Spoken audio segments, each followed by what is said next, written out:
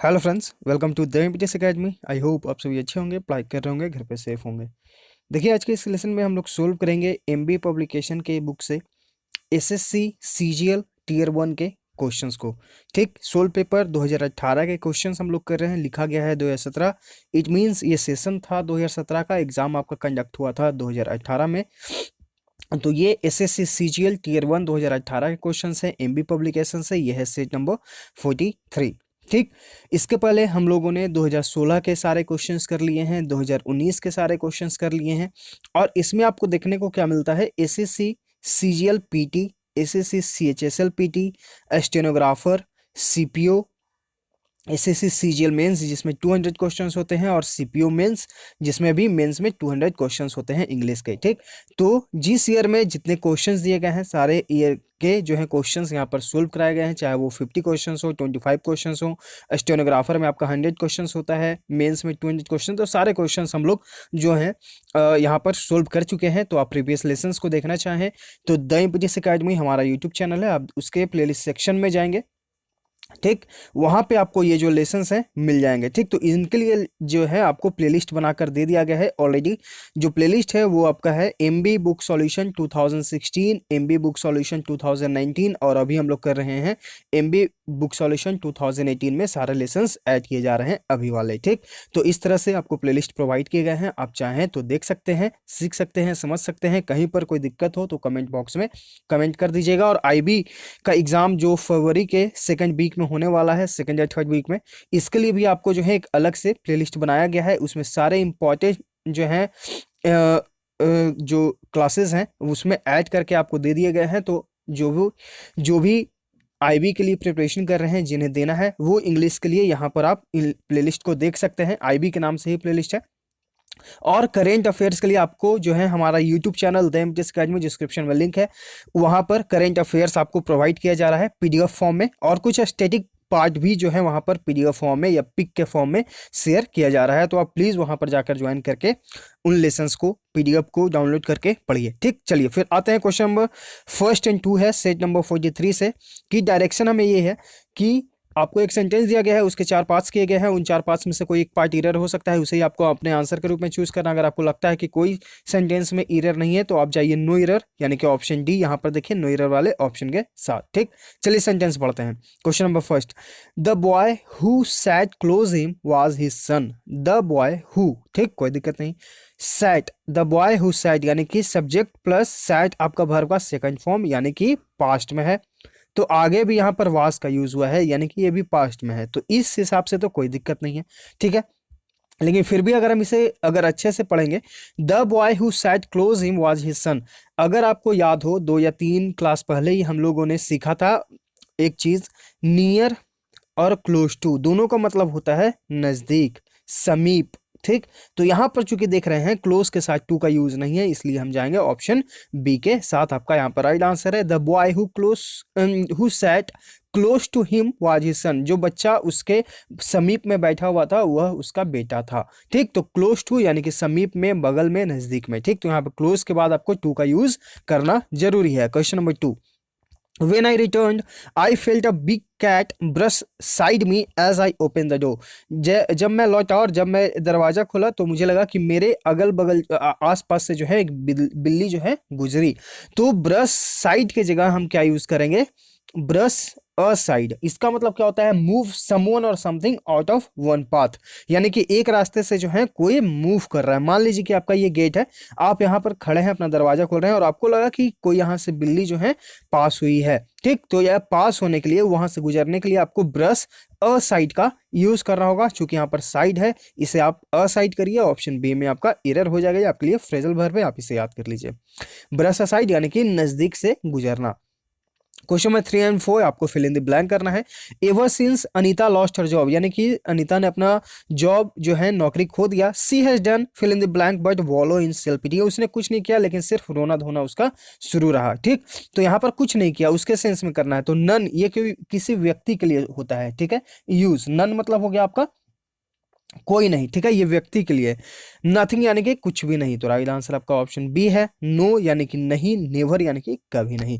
C has done nothing but wallow इन सिल्विटी, यानी कि उसने कुछ नहीं किया लेकिन सिर्फ और सिर्फ वो मतलब इसके लिए विलाप करती रही, रोती रही। ठीक, आते हैं क्वेश्चन नंबर 4 पे। As I think back to my childhood, अगर मैं अपने बचपन के बारे में सोचूं, I fill in the blank recall the fun summers on my grandfather farm. Option देखते हैं। बीस्टफुली यानी कि उत्साह से, फिजिकली यानी कि आर्थिक रूप से, ठीक, जैसे हम लोग पढ़ते हैं फिजिकल डेफिसिट, आर्थिक कमी, ठीक, तो ये आपका फिजिकल है, आर्थिक कमी, ठीक, आर्थिक रूप से, यहाँ पे डेफिसिट मतलब होता है कमी, इसका मतलब हो गया आर्थिक रूप से। होपफुली यानी कि उम्मीद से, भरोसे से, ठीक है। ऑफुली यानी कि भयपूर्वक, तो राइट आंसर आपका यहाँ पर ऑप्शन ए है। As I think back to my childhood, यानी कि अगर मैं अपने बचपन को बारे में सोचता हूँ, आई विशफुली यानी कि मैं उत्साह से उन चीज़ों को याद करता हूँ, मतलब कि समर्स को, जो समर्स के छुट्टियों में मैं अपने ग्रैंडफादर के फार्म पर जाता था, मैं उन्हें बहुत ही उत्साह से याद करता हूँ। ठीक, ऐसे भी जो है वैकेशन सभी को अच्छे लगते हैं। अब आप ऑफिस ज्वाइन कर लेंगे, आपके सेंट्रल जॉब में आपका सैटरडे और संडे 2 दिन छुट्टी, तो लगता है फ्राइडे के ऑफिस के बाद कि अब तो 2 दिन हमें आराम करना है, ठीक है। लेकिन ये आराम कब पूरा आपका होगा, जब अगर आप जो जो आपका सपना है उसे आप पूरा कर लीजिएगा तब, ठीक है। तो इस सपने को पाने के लिए जितना मेहनत करना है कर लीजिए, अभी भी मौका है। कट ऑफ भले ही 107 जा रहा है, लेकिन ये भी आपको सोचना होगा कि जो पढ़ने वाले स्टूडेंट्स हैं वही ला रहे हैं। मतलब अब इसके बारे में तो ये नहीं किया जा सकता है अब कि इसमें क्या हो रहा है क्या नहीं हो रहा है, लेकिन जो जेन्यून कैंडिडेट्स हैं वो भी मार्क्स ला रहे हैं, ऐसा नहीं है। बहुत सारे जेन्यून कैंडिडेट्स भी हैं जो अच्छे खासे मार्क्स ला रहे हैं, ठीक है। तो आपको क्या करना है कि एकदम अच्छे से ध्यान देकर पढ़ लेना है। एकदम 2021 में कोशिश करिए कि ज़्यादा से ज़्यादा अपने पढ़ाई पर, अपने करियर पर फोकस करें, एक बढ़िया जॉब लें, और लीजिएगा तो 46 पे ग्रेड लीजिएगा, ठीक। ये मेरा ओपिनियन है। 46 पे ग्रेड मतलब अच्छा खासा हैंडसम सैलरी बन जाता है, अराउंड में 60,000। और मतलब आप अपना भी और अपने परिवार का भी, सबका अगर आप चाहें तो अपने सोसाइटी के लिए बेहतर कर सकते हैं, आपके पास इतना हैंडसम सैलरी मिल जाता है, ठीक है। तो कोशिश करिए कि अच्छा जॉब लें, सबके लिए कुछ कर सकें, ठीक। चलिए आते हैं क्वेश्चन नंबर 5 to 6 पे। यहाँ पे आपको सिमिलर वर्ड बताना है अपने आंसर के रूप में, यानी कि सिनोनिम। सिनोनिम यानी कि पर्यायवाची शब्द। जो हमारा वर्ड है वो है आपका पैलेस। इसका मतलब क्या होता है? इसका मतलब होता है लूट का माल, चोरी का माल, भ्रष्ट चीज, ठीक है। ऑप्शंस देखते हैं। बिकेत, इसका मतलब होता है वसीयत में देना। कंसाइन यानी कि सुपुर्द करना, सौंपना। इंटरेस्ट यानी कि सौंपना। और डिस्क्रेट मतलब होता है भ्रष्ट माल, बहुत ही खराब माल, ठीक। तो ऑप्शन डी आपका यहाँ पर डी आंसर हो गया, मतलब लूटा हुआ माल, इस प्रकार से। Question number 6, cluster. क्लस्टर मतलब क्या होता है? क्लस्टर मतलब होता है समूह। क्या होता है क्लस्टर मतलब? समूह। अच्छा, अभी हम एक आपको बात बोले, 46 पे ग्रेड ही आपको लेना है, इट मीन्स ये नहीं कि ये लेना है। आप अपने क्षमता के अनुसार मेहनत करिए। अगर आप इस चीज़ के एलिजिबल हो जाएंगे कि अगर आप कट ऑफ से अच्छा खासा मार्क्स पाते हैं, मतलब मान लीजिए कि पीटी मेंस और टोटल आपका डिस्क्रिप्टिव 700 होता है, अगर आप 640 के आसपास रहेंगे तो आपको अच्छा खासा मतलब जो है मतलब एक अच्छा खासा पोस्ट 46 पे ग्रेड में मिल सकता है, ठीक। तो इसके लिए जो है बस आपको ही हार्ड वर्क करना है। हार्ड वर्क करिए, पीटी में 180 के आसपास लाइए, मेंस में 360 370 लाइए, या इससे भी आप एबव जाइए। डिस्क्रिप्टिव में 60 65 55 65, इस तरह से अगर आप इतना बढ़िया अगर आप स्कोर कर पाएंगे तभी आपको ये 46 पे ग्रेड का जो जॉब है ये आपको मिलेगा, क्योंकि आज कट ऑफ भी ज़्यादा जा रहा है, स्टूडेंट्स भी अच्छे खासे बैठ रहे हैं, ठीक है। तो अच्छे से पढ़ाई करिए। चलिए यहाँ पे आते हैं। क्लस्टर मतलब हो गया आपका समूह। ऑप्शंस देखते हैं। इंडिविजुअल यानी कि व्यक्तिगत। असेंबलीज यानी कि जमावाड़ा, यानी कि जहां पर एक जमा होते हैं सभी लोग, ठीक, यानी कि समूह में। तो ऑप्शन बी आपका यहाँ पर राइट आंसर है। स्पेसिफिक यानी कि विशेष। सॉलिटरी यानी कि अकेला। आते हैं क्वेश्चन नंबर 7 to 8 पे। यहाँ पे आपको अपोजिट यानी कि विपरीत शब्द बताना है, यानी कि एंटोनिम। रैम्पार्ट, इसका मतलब क्या होता है? इसका मतलब होता है किले की दीवार। क्या होती है? किले की दीवार या फिर सुरक्षा, बचाव। ऑप्शन देखते हैं। बैरिकेड यानी कि किलेबंदी, तो ये तो सिनोनिम हो गया। फोर्ट यानी कि किला, ये भी सिनोनिम। इनबैंकमेंट यानी कि तटबंध, ये भी सिनोनिम। डिच मतलब होता है कि तोड़ देना, आपने जो किला बनाया है इसको क्या किया? तोड़ दिया गया। तो ऑप्शन डी आपका यहाँ पर राइट आंसर है। एक तरफ किला बन गया और एक तरफ टूट गया। ऑप्शन डी यहाँ पे आपका एंटोनिम हो गया। Question number 8, epidemic. एपिडेमिक मतलब क्या होता है? महामारी। क्या होता है? महामारी। ऑप्शन देखते हैं। कंटाजियस यानी कि संक्रामक। इंडेमिक यानी कि स्थानिक, एक स्थान में फैल जाने वाला। लिमिटेड यानी कि सीमित। इन्फेक्शियस यानी कि संक्रामक। राइट आंसर आपका ऑप्शन सी एक है, महामारी यानी कि जो सब जगह फैल गया, और एक लिमिटेड यानी कि जो सीमित जगह पर ही, ठीक। तो एक पूरा वर्ल्ड वाइड और एक सेमी जगह पर ही, तो ये दोनों एक दूसरे के विपरीत हो गए। राइट आंसर आपका ऑप्शन सी। क्वेश्चन 9 to 10 यहाँ पे आपको आइटम का अर्थ बताना है। To have at one's finger tips, इसका मतलब क्या होता है? रीडली अवेलेबल, यानी कि कोई व्यक्ति जो है किसी के इशारे पर तुरंत अवेलेबल हो जाता है, उससे बोला जाता है to have at one's finger tips, यानी कि आप किसी के इशारे पर तुरंत आ जाते हैं। ऑप्शन देखते हैं। To be very fast on the keyboard, keyboard पर वो तेज होना। To be एडॉइट with a परक्शन musical instrument, एडॉइट मतलब होता है कुशल, ये आपको सिनोनिम पूछा गया एसएससी में, मतलब आप कुशल है नहीं। रिकॉल और factual information at one's command, यानी कि आप किसी के बुलावे पर तुरंत आ जाते हैं, तो ऑप्शन सी आपका राइट आंसर है। To carefully note down minute details, यानी कि आप हर एक चीज के बारे में, छोटी छोटी चीज के बारे में नोट करते हैं। ऑप्शन सी आपका राइट आंसर है। Question number 10, to not have a clue, इसका मतलब क्या होता है? डोंट नो एनीथिंग, यानी कि आप जो है कोई भी चीज नहीं जानते हैं। टू बी एक्सट्रीमली पुअर, बहुत गरीब होना। टू फेल एन एग्जामिनेशन, परीक्षा में फेल हो जाना। To lose confidence at the last moment, यानी कि अंतिम क्षण में अपने जो है आत्मविश्वास खो दिया। To not know about something, यानी कि आप उसके बारे में कुछ नहीं जानते हैं, तो ऑप्शन डी आपका यहाँ पर राइट आंसर हो जाएगा। क्वेश्चन में 11 से 12 में आपका डायरेक्शन है कि आपको ब्रैकेट वाले पार्ट में आपको इंप्रूवमेंट करने की जरूरत है, तो करें, नहीं तो फिर नो इंप्रूवमेंट ऑप्शन के साथ जाएं।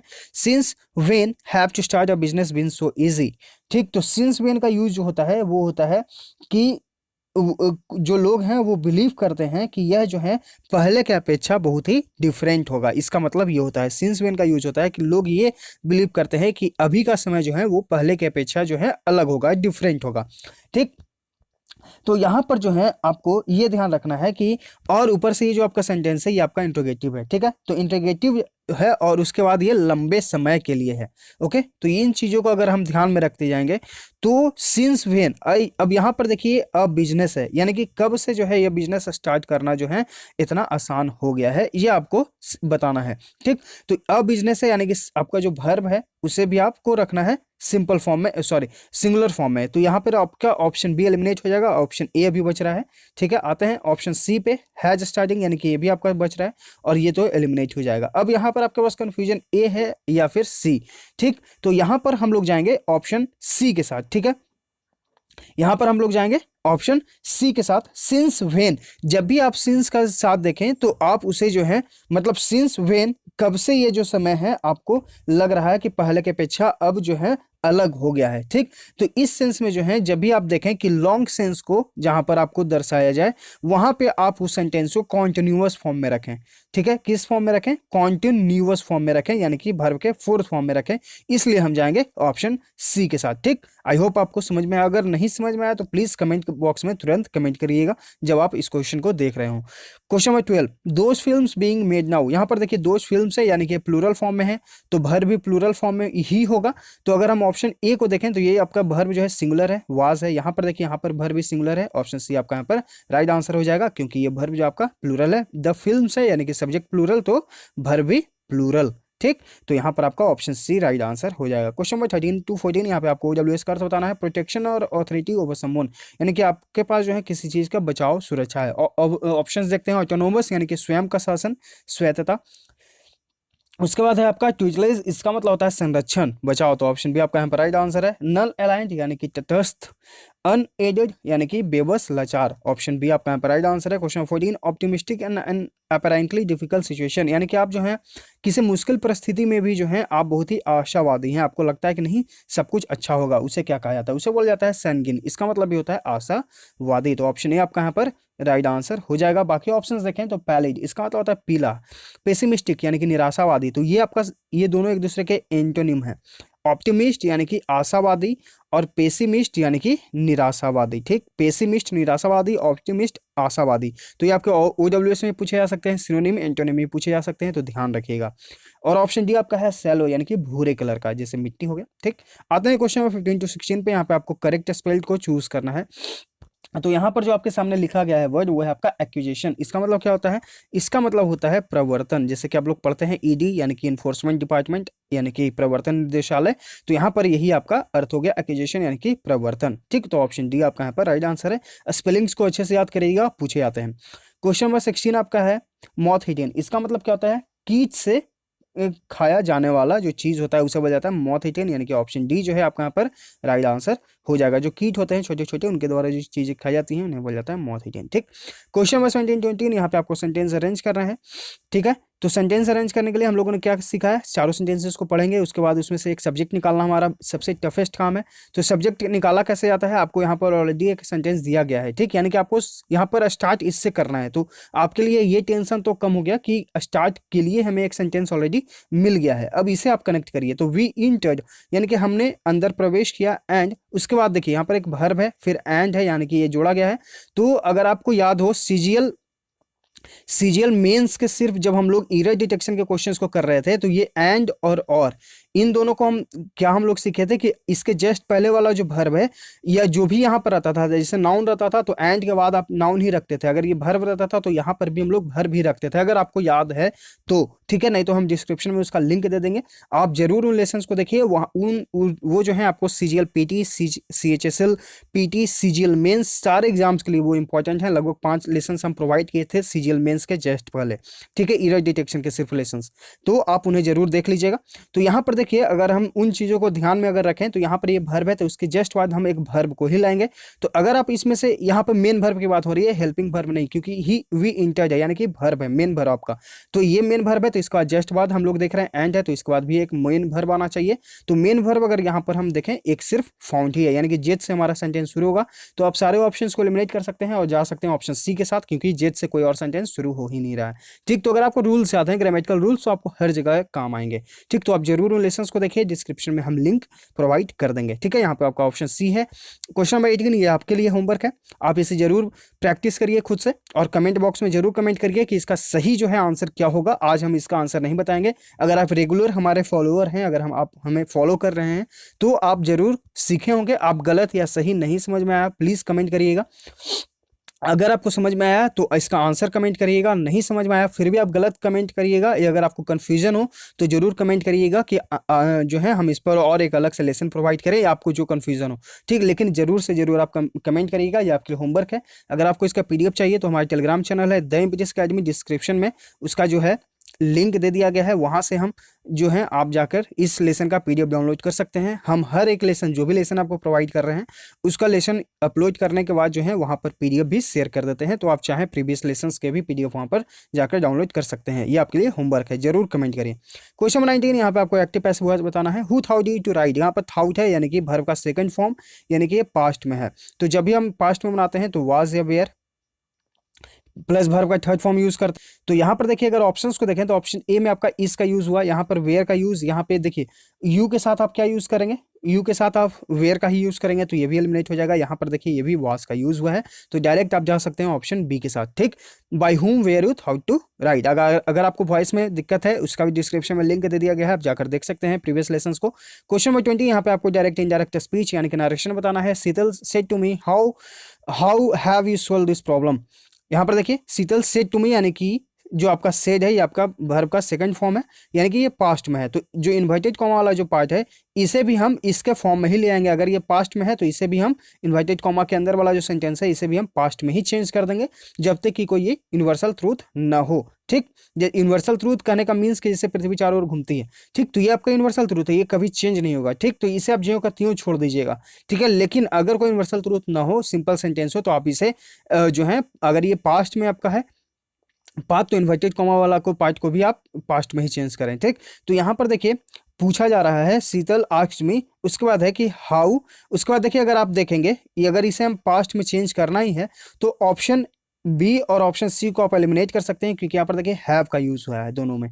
ठीक, अब हमारे पास ऑप्शन बच गए ऑप्शन ए और ऑप्शन सी। ठीक, तो हम जानते हैं कि नारेशन में जो है दिस का डैट चेंज हो जाता है, टुडे का द सेम डे हो जाता है, टुमारो का द नेक्स्ट डे हो जाता है, यस्टरडे का द प्रीवियस डे हो जाता है।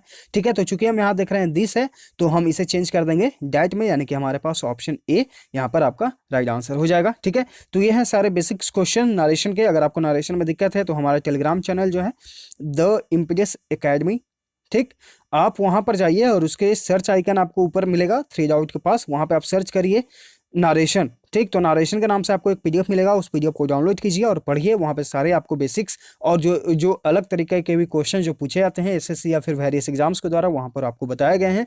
और उसे पढ़ने के बाद आप जरूर कमेंट करके बताइएगा कि आपको कैसा लगा, ठीक है। तो आप उसे पीडीएफ को जरूर डाउनलोड कर लीजिए और उसे प्रैक्टिस करिए। क्वेश्चन नंबर 21 to 25 यहाँ पे आपको एक पैसेज दिया गया है और उसे फिल करना है अपने राइट ऑप्शन से साथ, ठीक। चलिए फिर पढ़ते हैं हम अपना passage.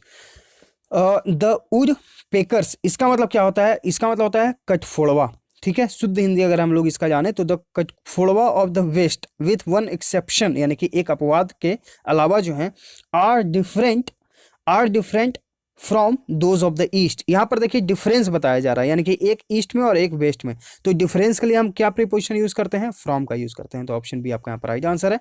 From those of the east and so are the fly catchers, यानी कि जो तितलियां होती हैं मधुमक्खी, ठीक, fly catchers, the grosbeaks, the orioles, the teenagers and the humming birds, ठीक। The humming birds and many of the sparrows यानी कि जो गौरैया होते हैं। यहाँ पर हम लोगों ने एंड का यूज किया क्योंकि यहाँ पर हमें जो है सारी चीजों को जोड़ना है, मतलब कि जो यहाँ पर नाम दिए गए हैं fly catchers, grosbeak, the oriole, the teenagers, humming birds and many of the sparrows, यानी कि हमें सबको ऐड करना है। तो ऐड करने के लिए जो है एक साथ जोड़ने के लिए हम क्या यूज करते हैं? एंड का। इसलिए हम जाएंगे यहाँ पे एंड के साथ, ऑप्शन ए, यहाँ पर आपका ऑप्शन बी, ठीक। चलिए आगे पढ़ते हैं। And many of the sparrows, उसके बाद आपका है कि इंस्टीड ऑफ, हम यहाँ पर यूज करेंगे ऑप्शन सी इंस्टीड ऑफ, क्योंकि इंस्टीड के साथ जो है ऑफ का ही यूज किया जाता है। इसका मतलब क्या होता है? के बदले में, ठीक। Instead of the purple and bronze grackles, यानी कि पर्पल और ब्रोंज ग्रैकल्स के अलावा, ग्रैकल्स मतलब क्या होता है? कौवे की एक प्रजाति। ग्रैकल जो ये वर्ड यूज हुआ है इसका मतलब होता है कौवे की एक अलग प्रजाति। The latter are sometimes seen on the plains of Colorado, जो लेटर हैं यानी कि सबसे बाद वाले, यानी कि जो ये ग्रैकल्स हैं, लेटर मतलब सबसे बाद वाले, ये जो है समटाइम्स यानी कि कभी कभी जो है देखे जाते हैं कहाँ पे? कोलोराडो में। बट आर नॉट कॉमन, लेकिन वो सामान्य नहीं है, सिर्फ कोलोराडो में ही कभी कभी, समटाइम्स। यहाँ पर देखिए आपका जो यहाँ पे क्वेश्चन नंबर 24 में समटाइम्स ऑप्शन बी दिख रहा है, वो आपका यहाँ पर हो जाएगा समटाइम्स। उसके बाद है कि on the plains of Colorado but are not the common, the Rockies boast of Brewer's blackbird whose habits are not as prosaic as his name would indicate। यहाँ पर देखिए हम लोगों ने whose का यूज क्यों किया? क्योंकि यहाँ पर देखिए हम देख रहे हैं कि सब्जेक्ट जो है हमारा ये प्लूरल फॉर्म में है, इसलिए हम यहाँ पर whose का यूज करेंगे, यानी कि वे लोग, ठीक। तो यहाँ पर ये हुआ आपका पूरे पैसेज का अर्थ और ये डिटेल हुआ सॉल्यूशन सेट नंबर 43 का भी, ठीक है। तो आई होप आपको हर एक क्वेश्चन, हर एक वर्ड जो है कंप्लीटली अच्छे से समझ में आ गया होगा। तो समझाने का तरीका अच्छा लगा तो प्लीज़ लाइक करिए, लेसन्स को ज़्यादा से ज़्यादा अपने स्टडी ग्रुप्स में शेयर करिए ताकि और लोग जो हैं आपके फ्रेंड्स जो हैं हमारे साथ जुड़ें, सीखें, समझें, ठीक है। अगर आप चैनल पर नए हैं, अगर आपने लेसन को कंप्लीट देख लिया, अगर आपको अच्छा लगा तो प्लीज़ सब्सक्राइब कर लीजिएगा और लाइक भी करते जाइएगा। और अगर आपको किसी प्रकार का पीडीएफ चाहिए, जैसे कि करंट अफेयर्स आपको आईबी के लिए दिया जा रहा है, आईबी के लिए आपको आइटम्स अलग से प्रोवाइड किया जा रहा है, पीडीएफ फॉर्म में OWS प्रोवाइड किया जा रहा है, ठीक है। और कुछ मिसलेनियस क्वेश्चंस भी वहाँ पर जो है जीएस के, जैसे कि एनसीईआरटी बुक हम पढ़ते हैं तो उसके जो इंपॉर्टेंट कुछ होते हैं तो वो भी हम आपको वहाँ पर शेयर कर देते हैं, क्योंकि अब वो आपके लिए मिसलेनियस टॉपिक्स हो जाएंगे, ठीक है। तो सारे आपको वहाँ पर मिल जाएंगे पिक और पीडीएफ्स के फॉर्म में। चलिए फिर मिलते हैं हम लोग आगे के लेसन्स में। Thank you.